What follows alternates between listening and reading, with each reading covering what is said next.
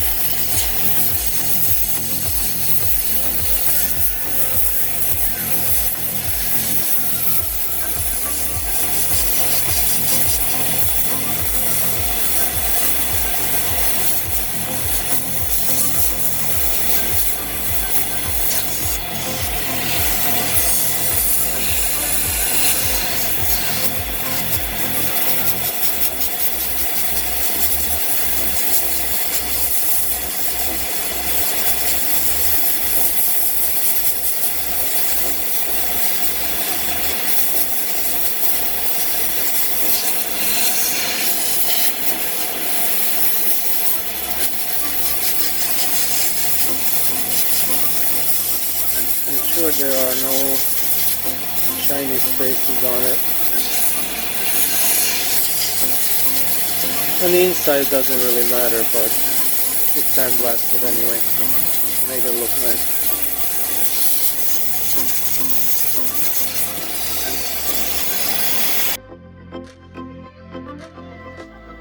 Now we're going to place it in the oven for oxidizing.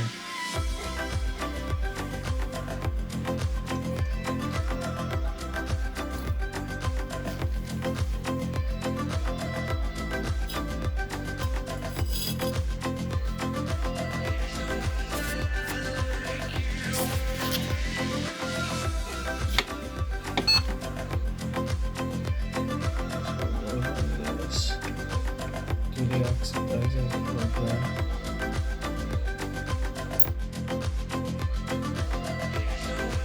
So this is a highlight alloy, which is a non-precious. So I'm going to turn on the oven. Okay, now that the program's finished, let's take it out.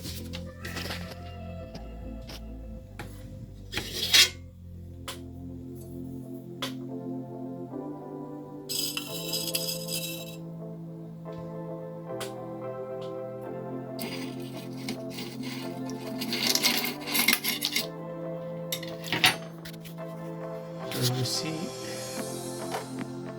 this alloy has a nice light color oxide and it's ready for opaquing.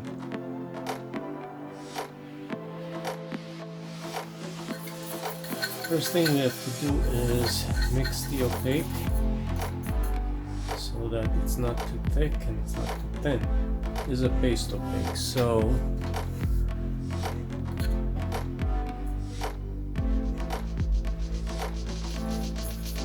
this here might be too thick because it pulls a little too long.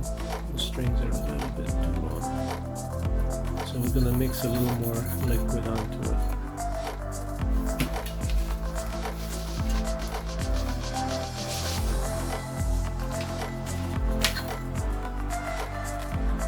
One more drop.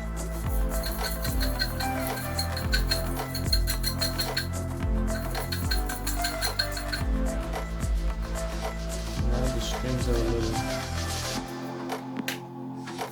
little better. They don't pull so much.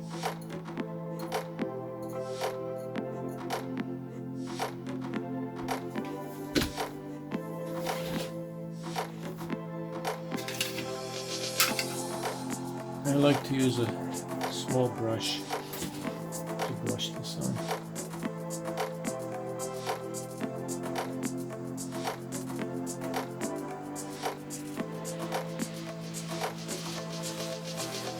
is a little different than using powder opaque, because the first opaque is not so much of a wash. You can still see the metal,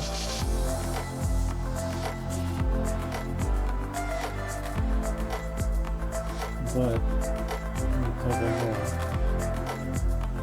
So it's a good chance on the second opaque we're going to be able to cover it all.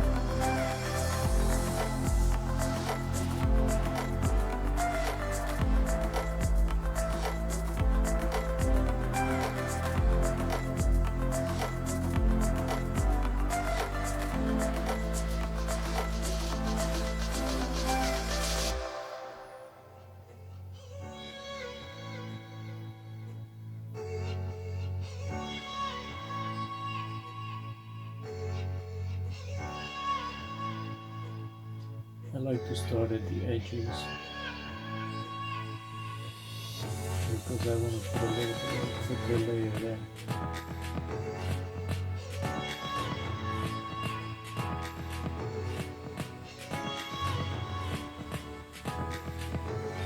We don't want to cover the collars, so have to be careful with that.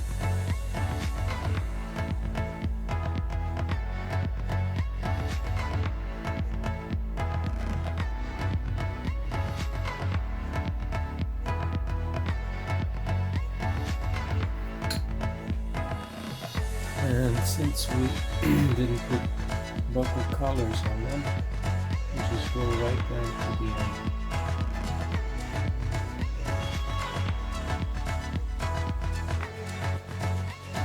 Just be careful not to put anything inside the coatings.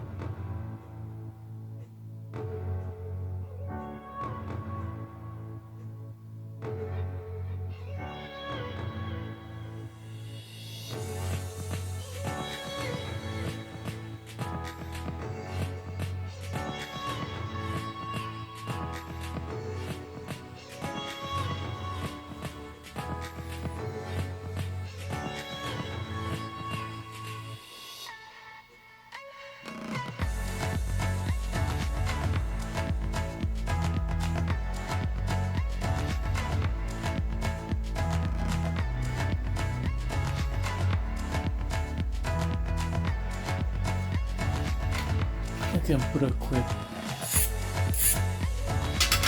vibration on it just to make it a little bit smoother, and then we'll put it in the oven.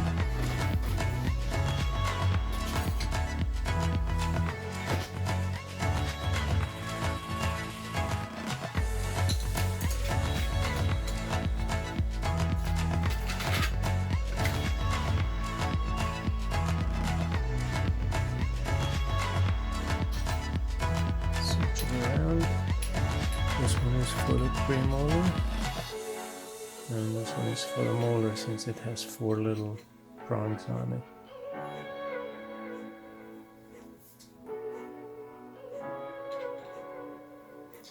So now we put it in the oven.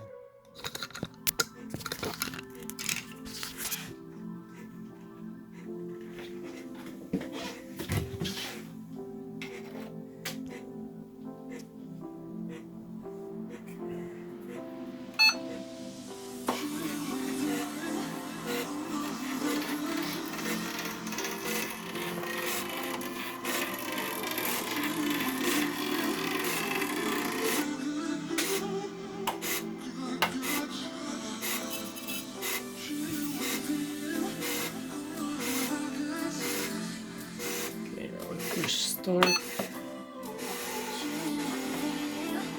and we forgot to change the program, so we abort, say yes, and then we go to the menu, run program, and then we're gonna go Opaque 1, and then press start, and there we go.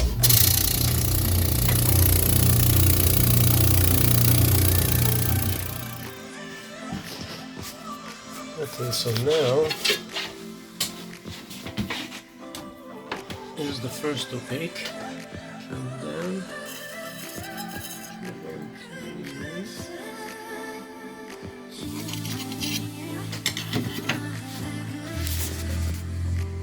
and as we can see, there's still little gray areas there. Here's what it looks like.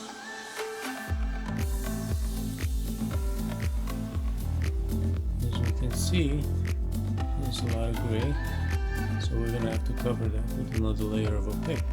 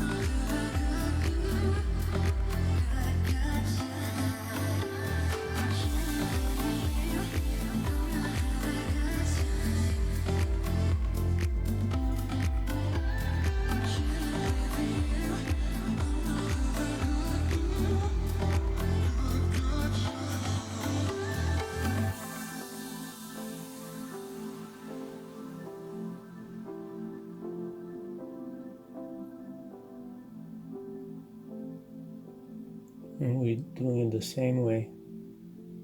First we put it on the corners,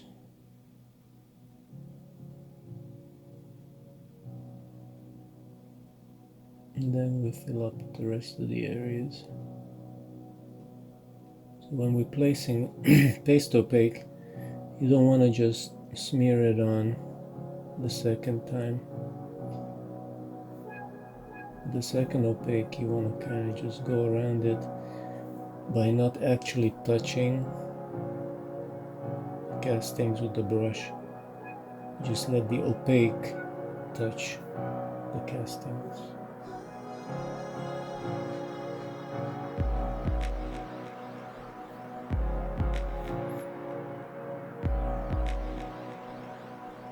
If you touch the castings, then you're going to take the opaque off.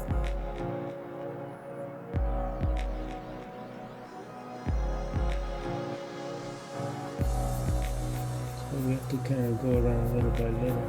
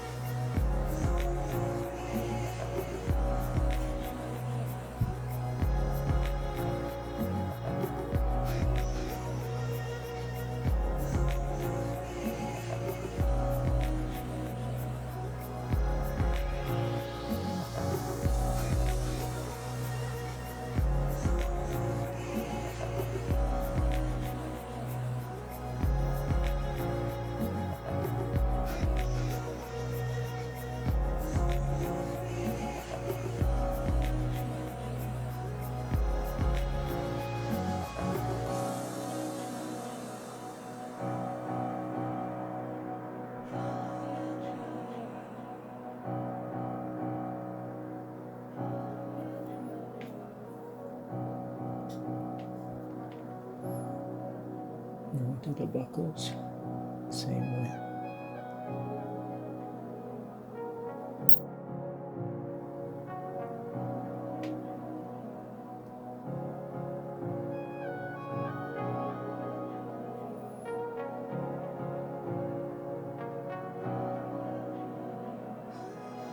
So this way we kind of just leave the opaque behind.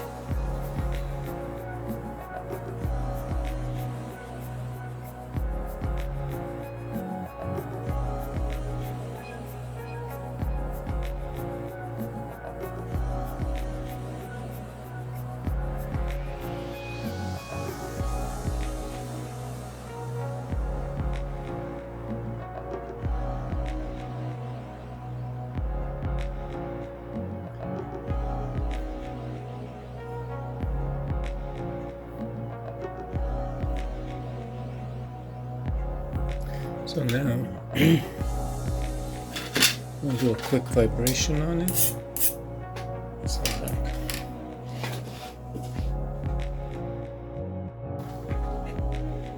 Now we go ahead and put it in the furnace.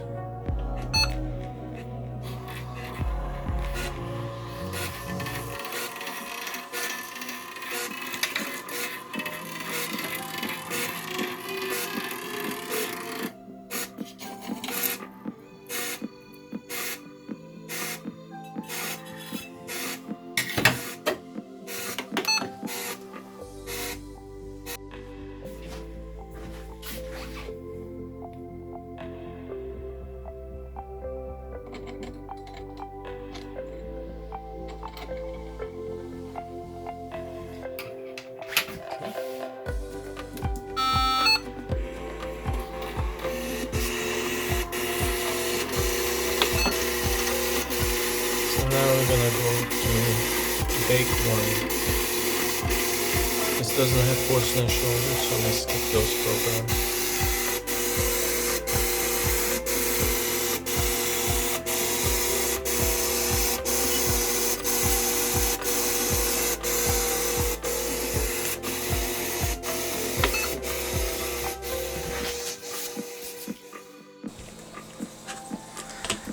Okay, now we're going to do the first bake on a 3-unit bridge. So we had already put out the body porcelain or the dentin, and this little bit is the opacious dentin.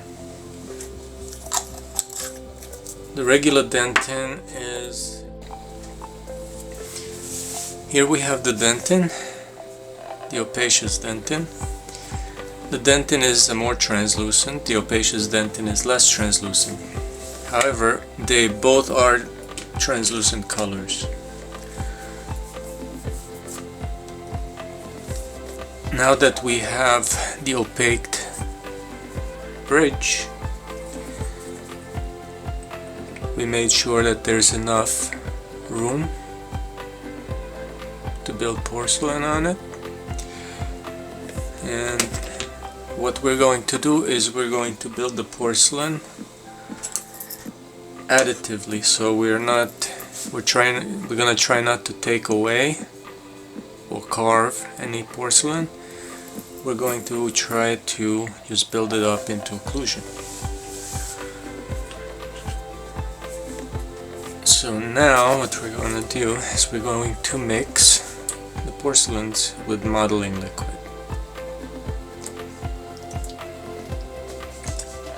So we're looking for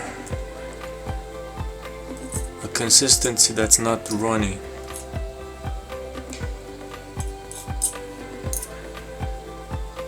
And this here is too runny. What we're looking for is the consistency of wet sand. So we have to put just enough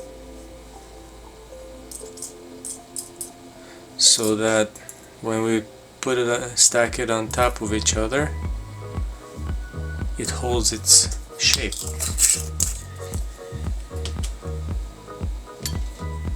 This way when we build it up, it's gonna stay where we put it.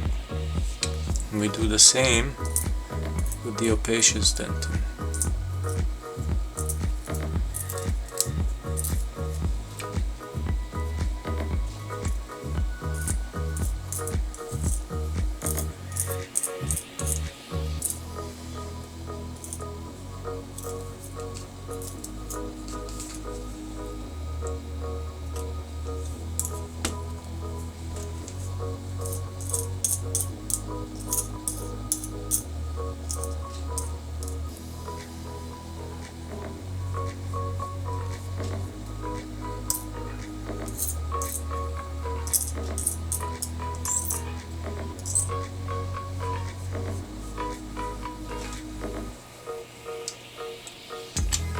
Put a little bit on the spatula and just add it to it.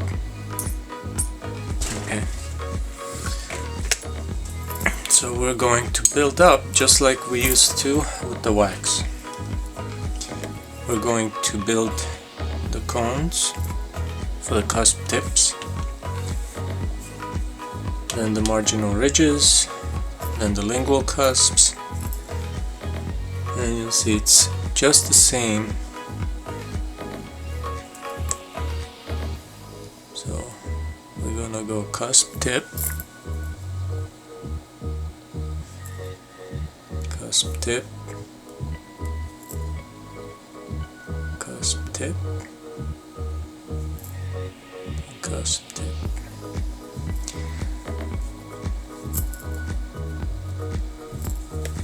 So now, for ease,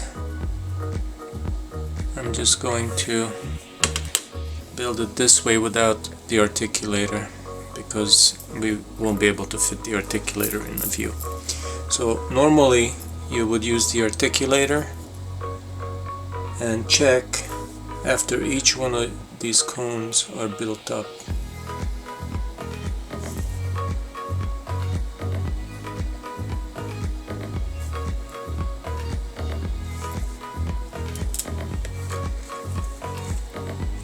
So now we're building the lingual cusps.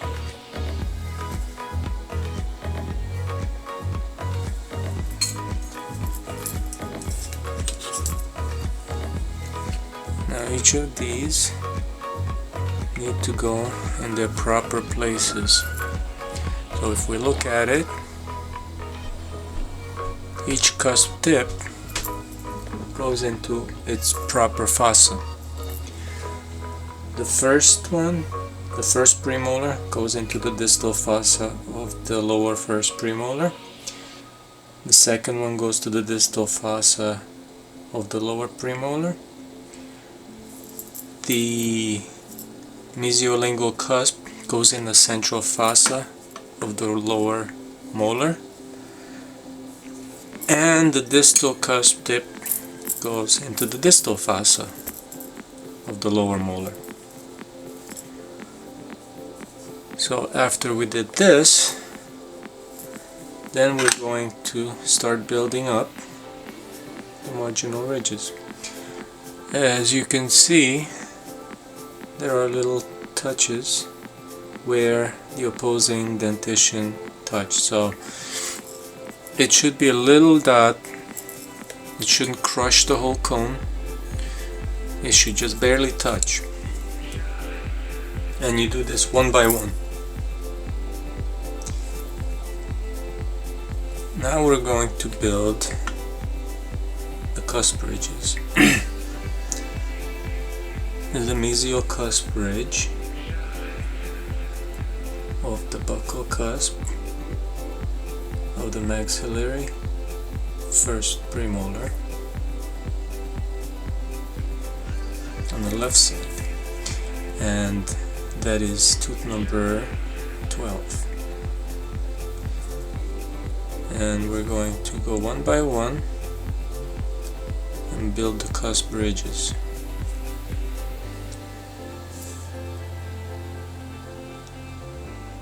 Now every once in a while, double check the length of the cusp tips. You don't want to build them too high or too low.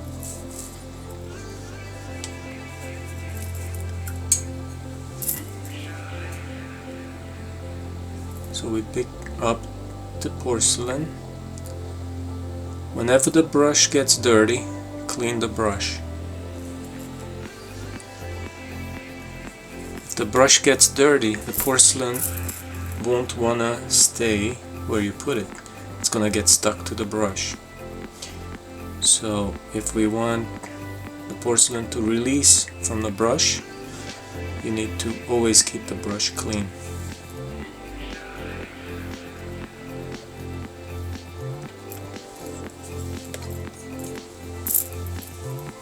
That's why always you see me cleaning the brush.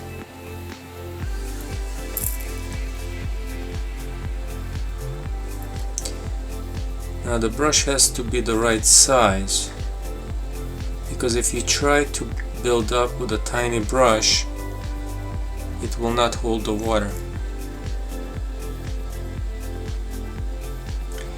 So eventually your buildups will dry up and you have to keep adding water to them. With a brush like this, you have a thick area at the base and a thin area at the tip. So the base holds the water and it conducts it to the tip. The tip releases the water each time you place the porcelain.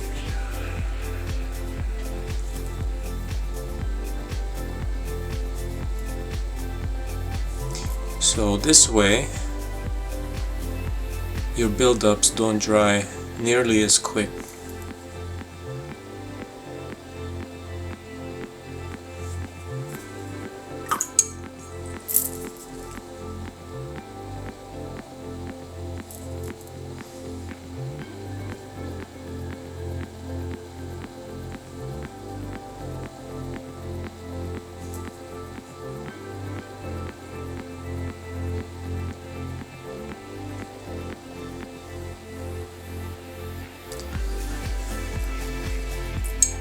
Now after we bake this will shrink quite a bit, because we're not going to be doing much condensing. And this is a good thing, because next time, for the next bake, you're going to be doing the second bake, which is going to be just out of enamel porcelain.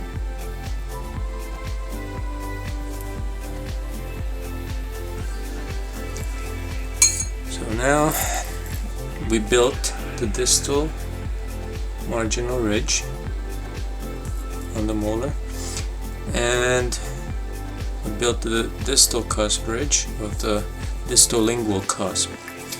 So now that we got there, the lingual cusps are the stamp cusps, so we are going to have to keep checking to make sure that we're not building them too high.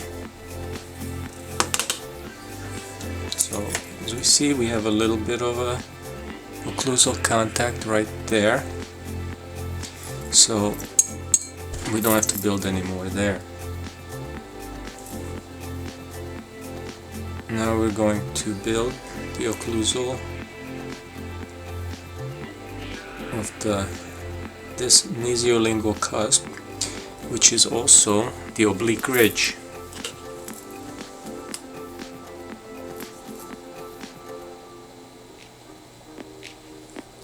And we do the same thing.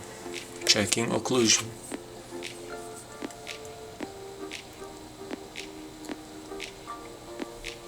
This is a lot easier on the articulator.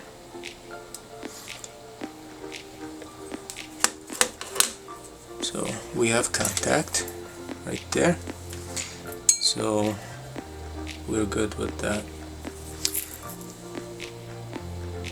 Now we're going on to the mesial cusp ridge of the upper first molar. That's the mesial cusp ridge of the mesiolingual cusp. So again, we're checking occlusion.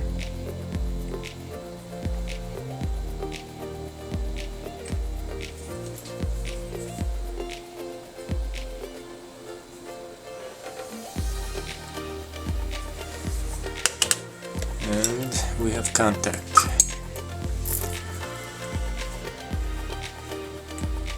So now we're going to connect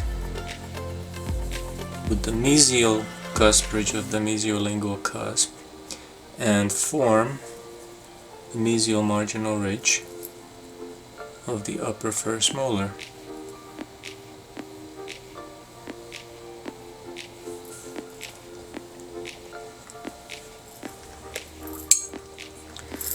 And moving on.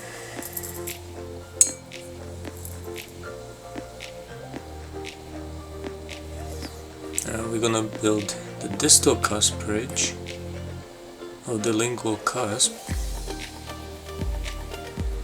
of the maxillary second premolar.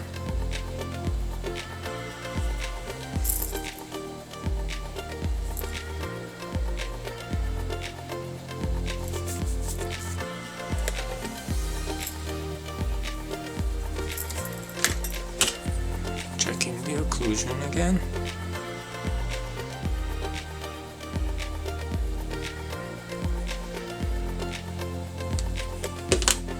And we don't have contact yet, so we're going to build it a little more.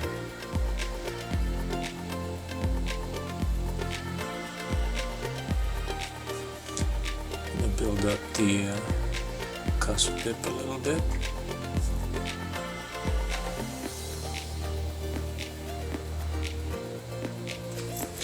And check occlusion.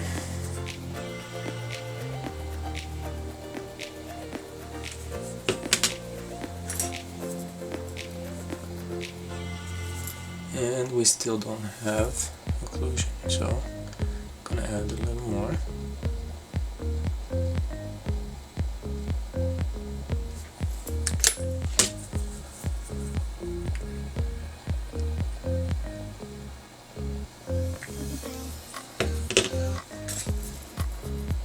Now we have contact. So we'll move on to the mesial cusp ridge, the lingual cusp.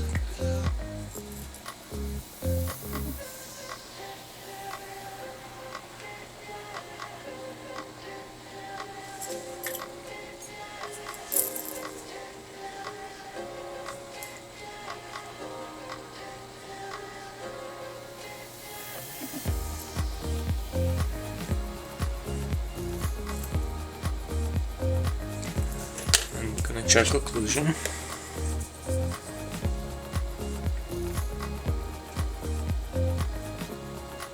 And we have occlusion.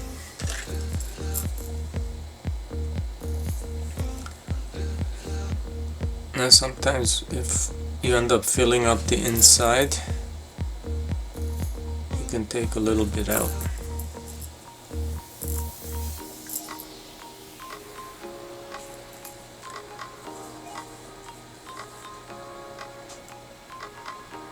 And next we're going to connect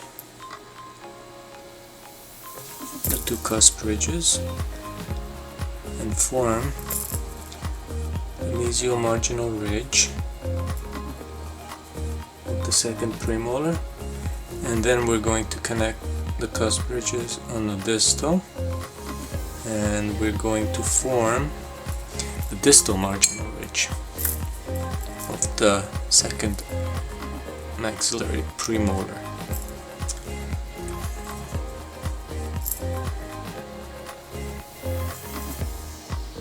Now we're building the cusp ridge, distal cusp ridge of the lingual cusp of the first premolar. Another thing we have to remember about premolars is their cusp tips usually face mesially. They're slightly in a mesial direction because they are reaching for that fossa.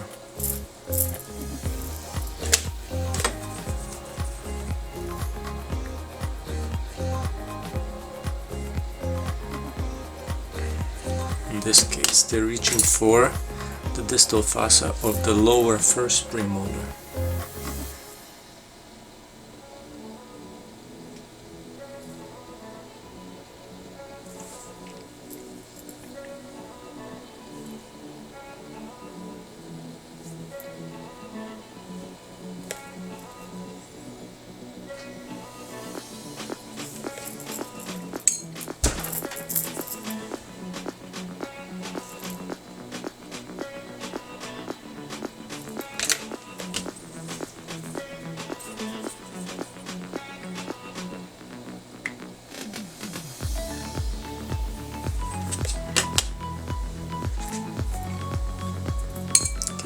We're going to do the mesial cusp ridge.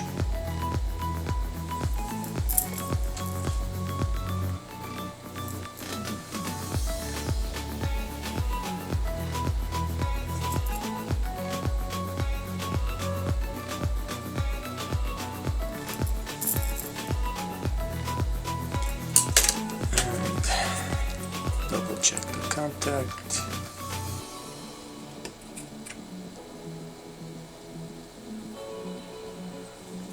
There's a way too heavy contact there, you see? So we're gonna take some of that porcelain away so it doesn't get crushed next time.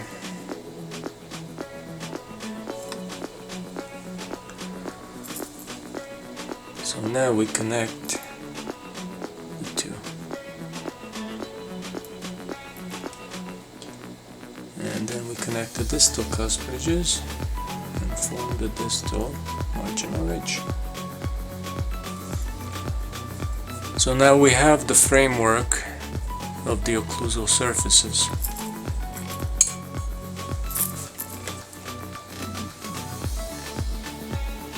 And the next thing I like to do is fill in the linguals.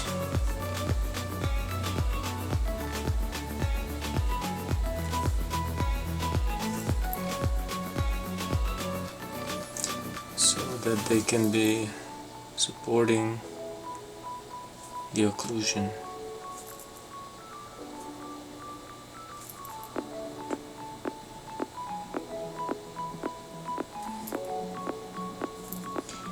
Now this is a maxillary first molar. So what are we missing? We're missing the cusp of Carabelli. So we're gonna build that right now, and that's gonna be just a little cusp right here. It's a vestigial cusp. A vestigial cusp is a cusp that's in the process of disappearing. We used to have it in ancient times when we weren't developed yet, and we were mostly carnivorous. So now the cusp is disappearing because we don't need that much chewing power.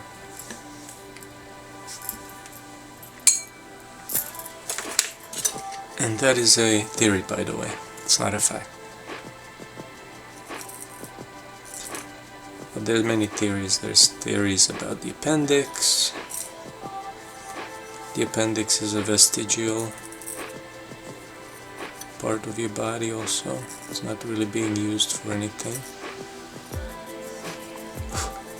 Some scientists theorize that it must have been something to digest, maybe plants, but who knows.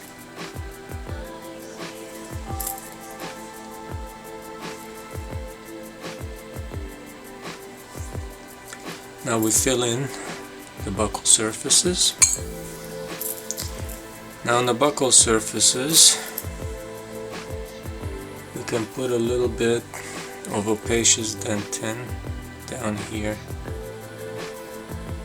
by the gingivals. Since the porcelain tends to be thin there,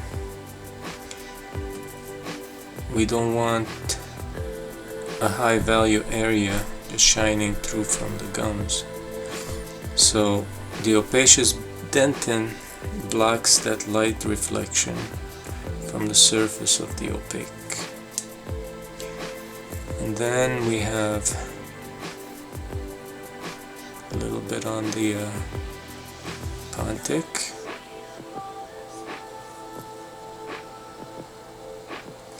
Just so all the colors are even. Most of the time the Pontic doesn't even need it, but if you put some on the gingivals of the other teeth,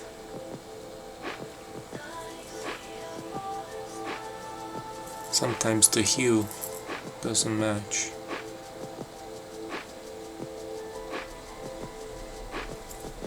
Or sometimes the chroma doesn't match, depending on what you're trying to do and what colors are you using. So now we continue with the regular dentin, layering it over the opaqueous dentin and making the mesial and the distal lobes of the molar.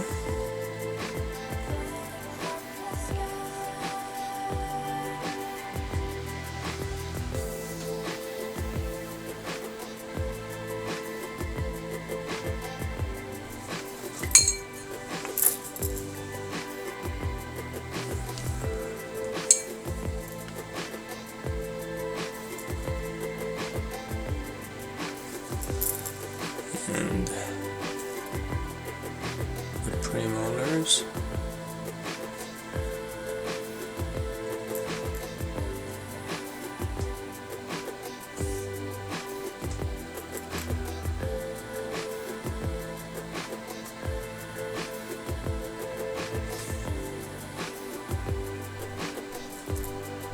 First I'll fill it up, and then I will differentiate the central lobe by making it a little bit more prominent.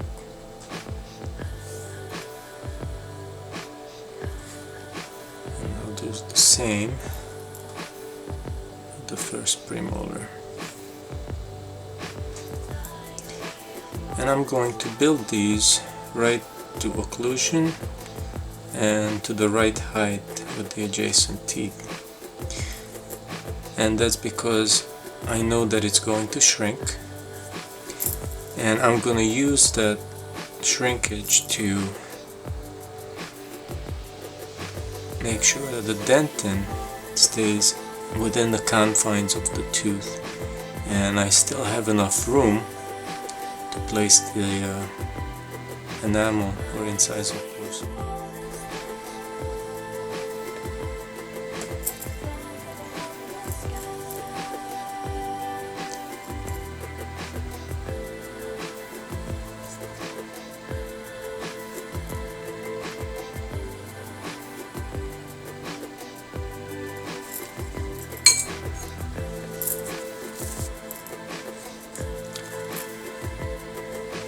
So now we have the general shapes of the teeth.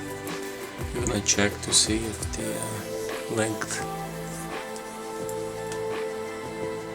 of the teeth are okay. This one's still a little bit off, so let's move that cusp tip out a little more.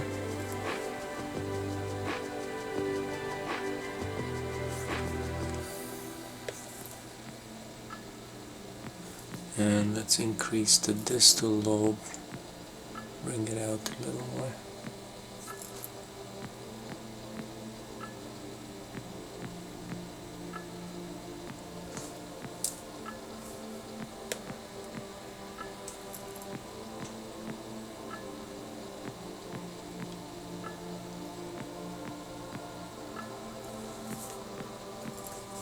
Let's see now.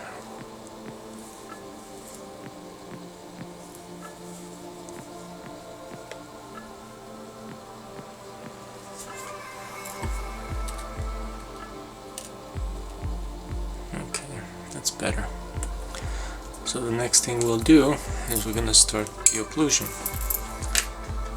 But first, before I start with the occlusion, I'm going to make some more room for myself. Because sometimes as you're building, the porcelain gets in the occlusal areas where you want to build your occlusal surfaces, so you tend not to have room to work. So we're going to remove a little bit of porcelain.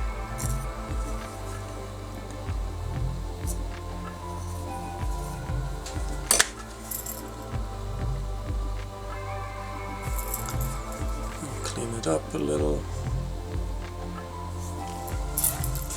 Okay, so now we're going to start building the triangular ridges. So what I usually do is I will overbuild the triangular ridges.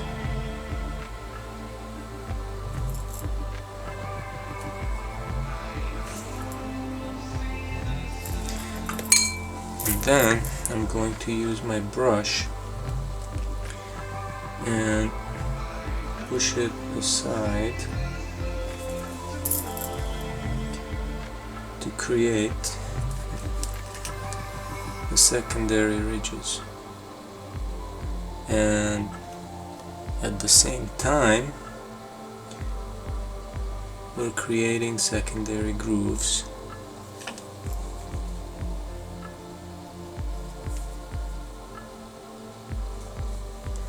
Okay, that's one.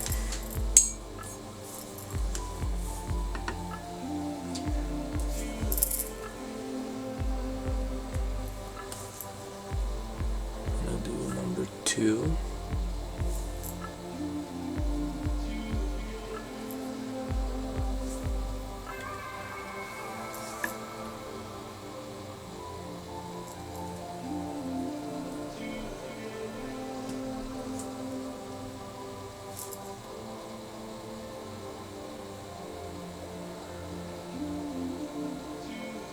Try to only build it to the middle. Don't go past the middle. And don't use too much water on your brush.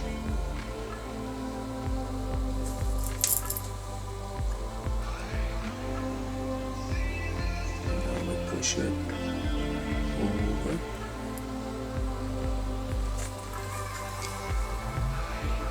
And we'll do the other side.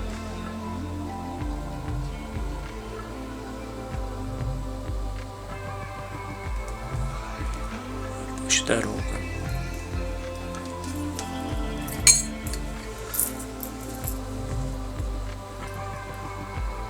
And separate the marginal ridges a little bit.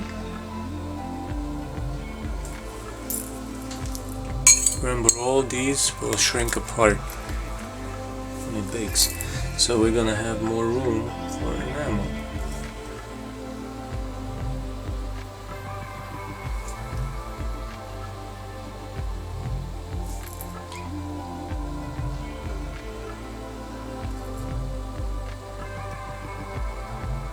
The more room we have, the better. On the molar we don't have too much room, so we're just gonna do like little depressions.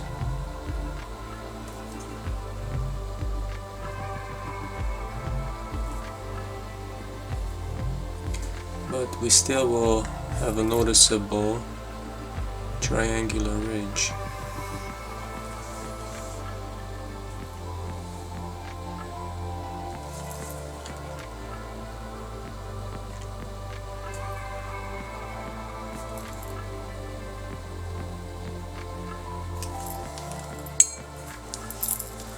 So we're gonna push this part just enough to come close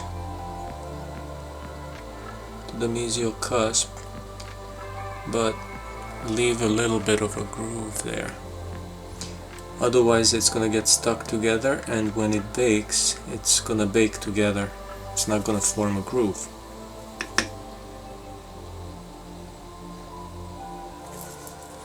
So that's what it is. So now we're gonna do the linguals.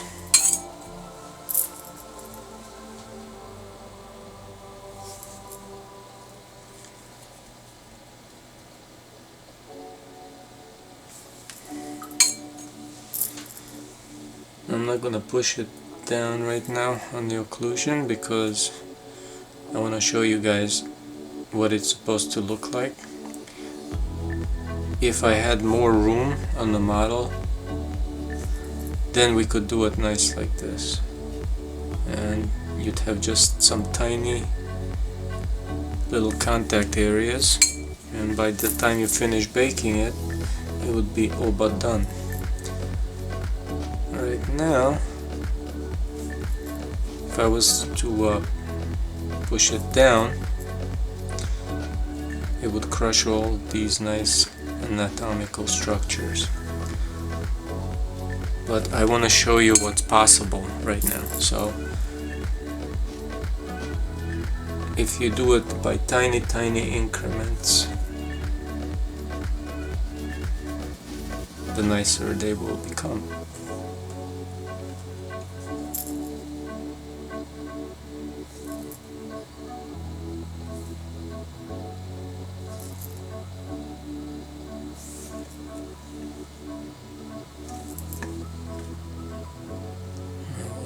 To the lingual triangular ridge.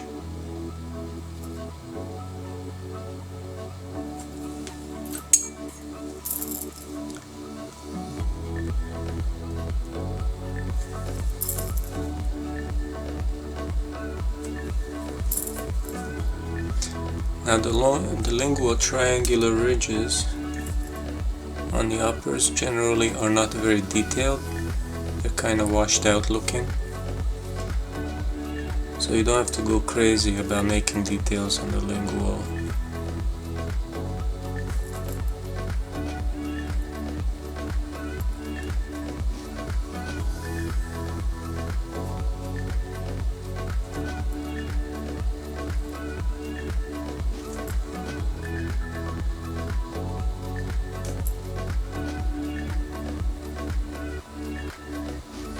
If you need more porcelain, just stack it onto the triangular ridge and just push it off with the brush to either side.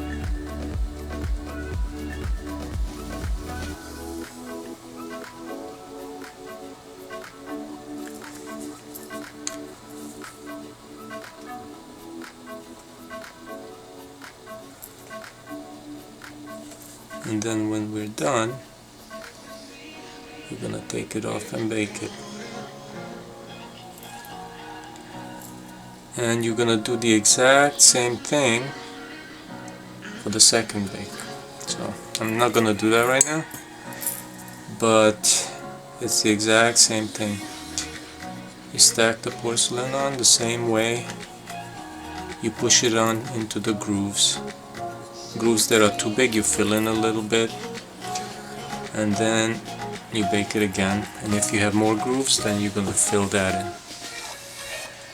So right now, this is what we came up with. So when this bakes, it's gonna look almost the same, but the grooves will open up so you can put incisal on them, and it will shrink down so it will not be touching the opposing model, so you're gonna have room.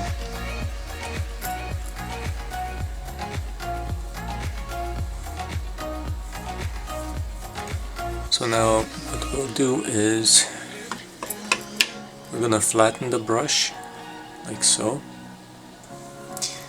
and and then we're going to smooth down the facials.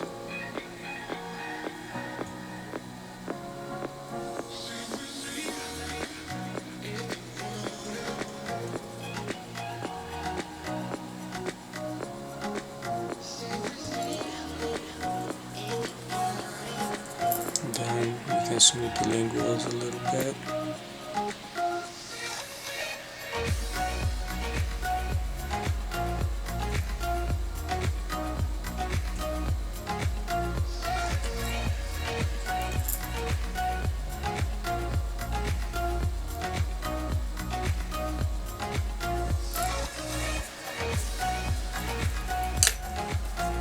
Then very carefully we can tap it a little for a slight amount of condensation, but we have to be very careful because it's very easy to lose your nice anatomy that you just put in there.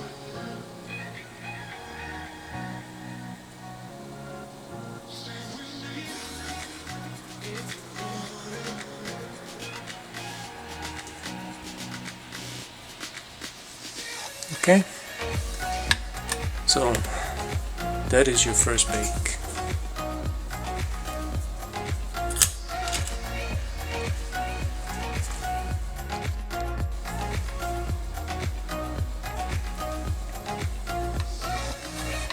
So now we take it off.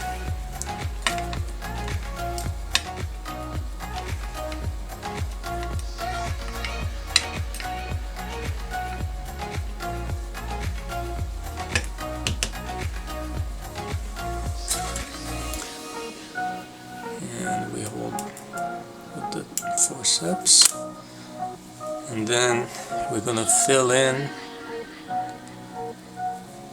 the mesial and the distal.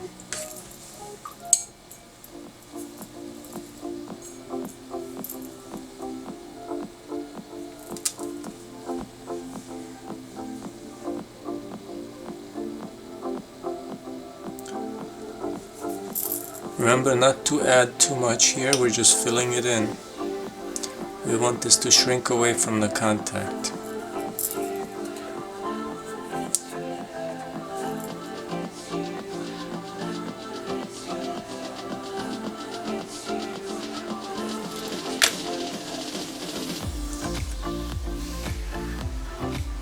So that's it. Now we separate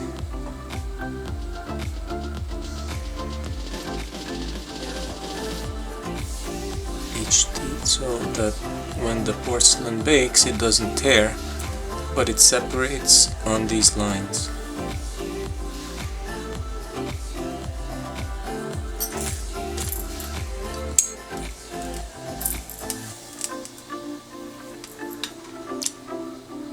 More voids here, so we're going to fill them.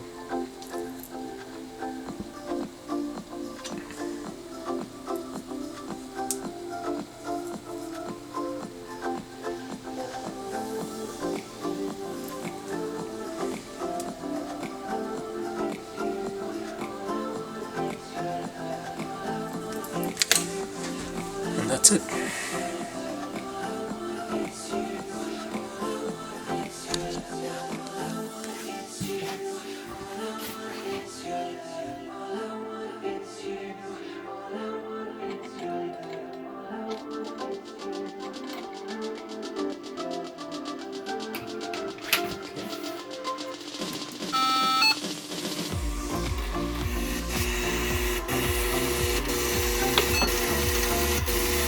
Now we're gonna go to bake one. This doesn't have porcelain shoulders, so we skip those programs.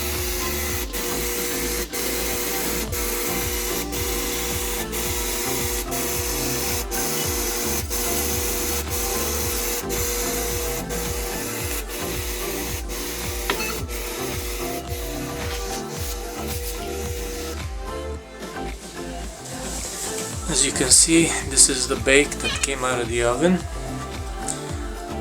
So if you can see this, The porcelain has shrunk and it pulled away from each other, which is what we wanted.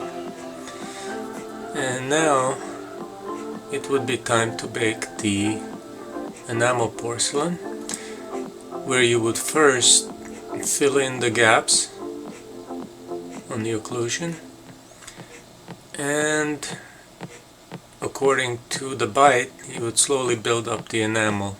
A nice layer of enamel right on top of this, and then